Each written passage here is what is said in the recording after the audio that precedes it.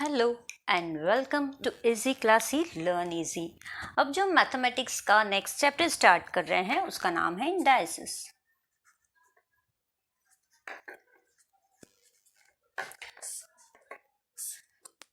अब इंडाइसिस क्या होता है? सिंपल लैंग्वेज में अगर हम सबसे पहले कहें तो ये कुछ नहीं है, ये इंडेक्स का प्लूरल फॉर्म है। इंडेक्स का प्लूरल फॉर्म है इंडाइसिस। ठीक है, अब ये चीज़ तो हमें समझ में आ गई। अभी नेक्स्ट क्वेश्चन आता है कि इंडेक्स क्या होता है। तो आइए हम समझते हैं इंडेक्स क्या होता है। उसके पहले मैं आपको एक सिंपल सी बात बताती हूँ। जैसे मैं कोई भी एक नंबर ले लेती हूँ, जैसे मैंने लिया है 3।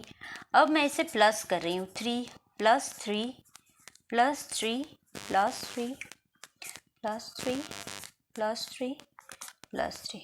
So many times. How many times it is? 1 2 3 4 5 6 7. 7 times 3. कितना आएगा अगर हम प्लस करते हैं? 3 + 3 करेंगे तो आएगा 6. 6 + 3 होता है 9. ठीक है, 9 + 3 होता है 12. 12 + 3 होता है 15. 15 + 3 होता है 18. 18 + 3 होता है 21. ओके, तो अगर हम इस 3 को प्लस करते हैं देन वी विल गेट 21. हमने क्या किया? 3 को प्लस किया हाउ मेनी टाइम्स? 1 2 3 4 5 6 7 टाइम्स, है ना। We add 3 to 7 times and we will get 21. अब हमने यहाँ पे क्या किया है? एक इनटू का साइन लगा दिया है। मतलब जब रिपीटेड एडिशन होते हैं, आप देखिए हमने यहाँ पे क्या किया है? रिपीटेड एडिशन किया है। जब रिपीटेड एडिशन होते हैं तो उसका मतलब होता है मल्टीप्लिकेशन। हमें 3 का टेबल आता है, 3 7 21 और 7 3 21. तो हमने यहाँ पर एक बात सीखी जो आपको ऑब्जेक्टिव्स में, फिल इन द ब्लैंक्स में, किसी में पूछ सकते हैं। वो क्या है? चलिए मैं लिख के बताती हूँ।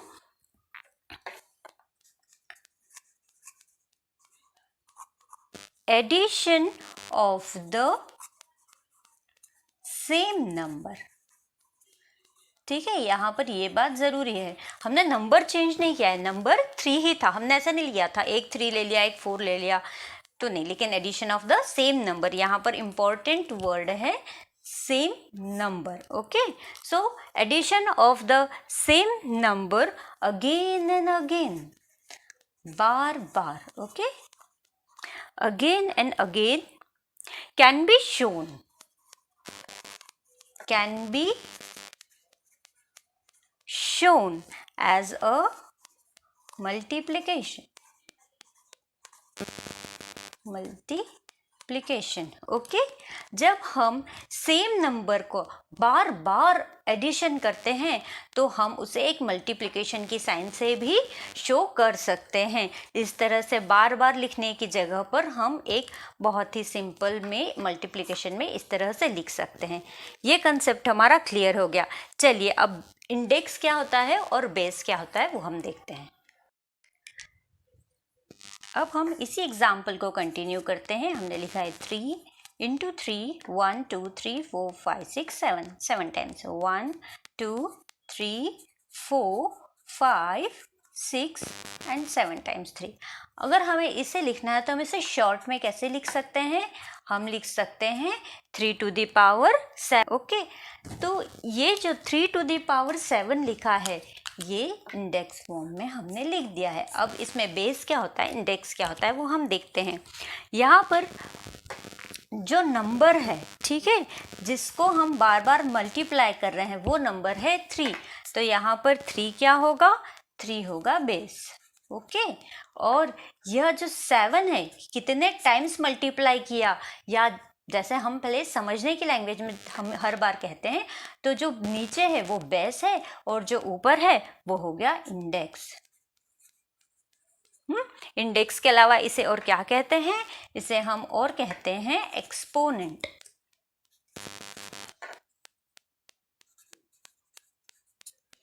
इसे हम इंडेक्स भी कहते हैं और हम एक्सपोनेंट भी कहते हैं। जब भी हम बोलते हैं ना अरे बेस फॉर्म के, तो बेस, ये बेस है, ये इसके ऊपर है। हाँ, इसको याद करने का तरीका है कि जो नीचे है वो बेस हो गया और जो ऊपर है वो इंडेक्स हो गया। तो जिस चीज़ को हम बार बार मल्टीप्लाई कर रहे हैं वो हमारा बेस हो गया, और कितने टाइम हमें मल्टीप्लाई करना है वो हमारा इंडेक्स हो जाता है। Okay, clear. अब यहाँ पे जो हमें ध्यान देना है वो ये देना है कि ये जो इंडेक्स होता है ये हमेशा एक नेचुरल नंबर ही होगा। बेस क्या होगा? एक नेचुरल नंबर होगा। चलिए अब हम एक एग्जाम्पल और लेते हैं। मैंने लिया है 5, एक नंबर। ओके, सो 5 इंटू 5 इंटू 5 इंटू 5, इसे हम शॉर्ट में क्या लिखेंगे? हम लिखेंगे 5 बेस लिखेंगे और इसको 4 इंडेक्स लिखेंगे, क्योंकि 4 टाइम्स हमने 5 को मल्टीप्लाई किया है। ओके, अब हम इसे प्रोनाउंस कैसे करते हैं वो देखेंगे। हम इसे लिखेंगे 5 रेज़्ड टू द पावर 4। मैं इसे लिख के बता देती हूँ। हम इसे लिखेंगे 5 रेज़्ड टू द पावर 4, या हम इसे और क्या कह सकते हैं? हम इसे बोल सकते हैं 5 रेज़्ड टू 4। हम इसे कैसे लिख सकते हैं? 5 रेज़्ड टू 4। ठीक है, या हम इसे एक तरीके से और बोल सकते हैं। वो कैसे कहते हैं? हम लिखते हैं द 4th पावर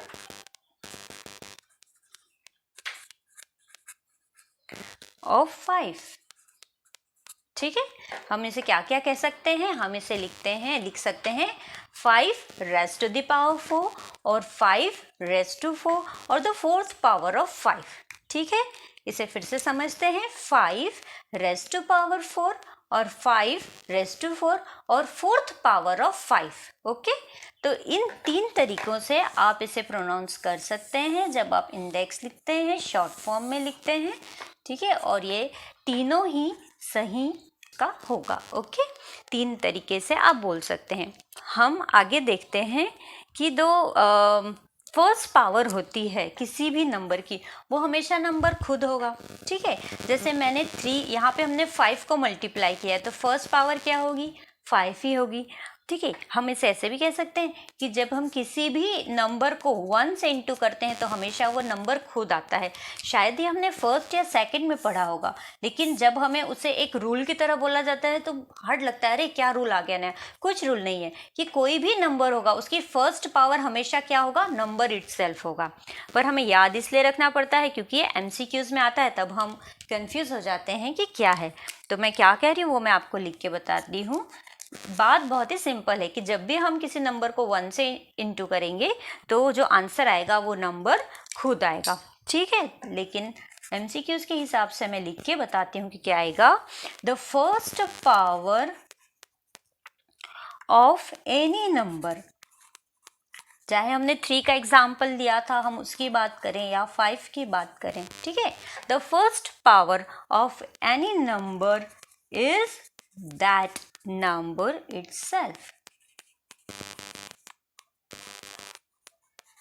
ठीक है, किसी की भी अब आपको फिल इन द ब्लैंक्स में दिया जाएगा तो हो सकता है फर्स्ट नंबर ना लिखा जाए, कहा जाए the dash power of any number is that number itself. तो आपको पता होना चाहिए कि हमेशा फर्स्ट पावर ही होता है, राइट। या कहा जाएगा the first power of any number is dash, तो आपको लिखना पड़ेगा दैट नंबर इटसेल्फ। तो किसी भी तरीके से पूछा जाए आप आंसर कर सकते हैं, क्योंकि कंसेप्ट क्लियर है और बात इतनी सिंपल है कि 1 से किसी भी नंबर का आप मल्टीप्लाई करोगे तो जो आंसर होगा वो नंबर इटसेल्फ होगा। Okay, clear. अब हम आ गए हैं प्रैक्टिस सेट 26 पे, जिसमें हमें एक टेबल दिखाई दे रहा है, राइट। जो उसके अंदर क्या क्या कॉलम है, हेडिंग दिए हैं। पहला है serial number, okay. Then the indices means numbers in index form, हमें नंबर लिखना है इंडेक्स फॉर्म में। सेकंड बेस है, थर्ड इंडेक्स है, ठीक है। फिर मल्टीप्लिकेशन फॉर्म लिखना है। चलिए हम यहाँ पर लिख लेते हैं, मैं शॉर्ट में लिख रही हूँ। पहले तो है सीरियल नंबर, मैं केवल इंडेक्स फॉर्म लिख रही हूँ शॉर्ट में, कि यहाँ पे हमें जो नंबर है उसे इंडेक्स फॉर्म में लिखना है, फिर हमें उसका बेस लिखना है, फिर हमें इंडेक्स लिखना है, ओके। फिर हमें क्या लिखना है, multiplication form, okay. Multiplication form, क्योंकि हमें पता है मल्टीप्लिकेशन फॉर्म को जब हम शॉर्ट में लिखते हैं तो वो इंडेक्स फॉर्म हो जाता है, और इंडेक्स फॉर्म को हम एक्सपांड करके लिखेंगे तो वो मल्टीप्लिकेशन फॉर्म हो जाएगा। और लास्ट में वैल्यू, मतलब हमको सॉल्व करके उसकी वैल्यू निकालनी है।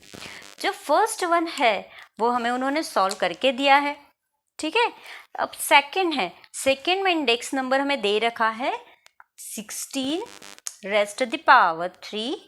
अब इसमें बेस क्या होगा बताइए, इसमें बेस होगा 16, इंडेक्स होगा 3, उसका मल्टीप्लिकेशन फॉर्म क्या होगा, इसका मल्टीप्लिकेशन फॉर्म होगा कि हम 16 को 3 टाइम्स लिखना है ना। अभी हमने समझा है, हमारे कंसेप्ट क्लियर हैं, रटना बिल्कुल नहीं है।